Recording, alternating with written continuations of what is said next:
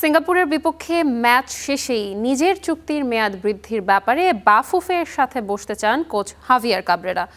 আপাতত এই Spanish ট্যাকটিশিয়ানের target Vietnam ও Singapore ম্যাচে ভালো পারফর্ম করা। একই সাথে লেস্টার সিটির চিকিৎসকের সাথেও তিনি কথা বলেছেন।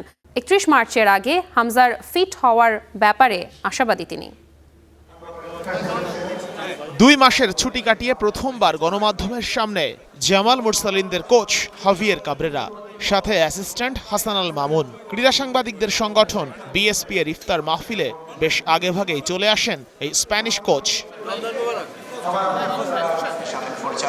31 মার্চ এশিয়ান কাপ বাছাইয়ের শেষ ম্যাচ বাংলাদেশের। এর আগে খেলা আছে ভিয়েতনামের সাথেও।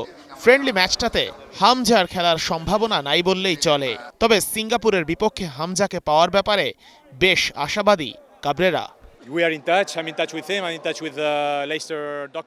আমরা লেস্টার সিটির ডাক্তারের সাথে যোগাযোগ রাখছি। আমরা ইতিবাচক যে ওর রিকভারি খুব ভালোভাবেই হবে। পরিকল্পনা হলো মার্চের মাঝামাঝি সময়ে তার মাঠে ফেরার কথা। সেই অনুযায়ী আমরা ঠিক করব ও কবে ক্যাম্পে যোগ দেবে।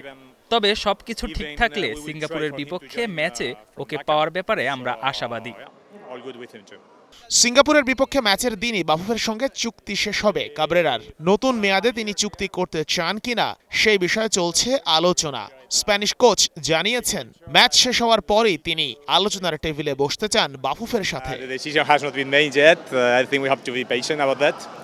আমাদের কিছুদিন ধৈর্য ধরতে হবে। বাফুফের সাথে আমার চুক্তি বেশ কিছুদিন বাকি আছে।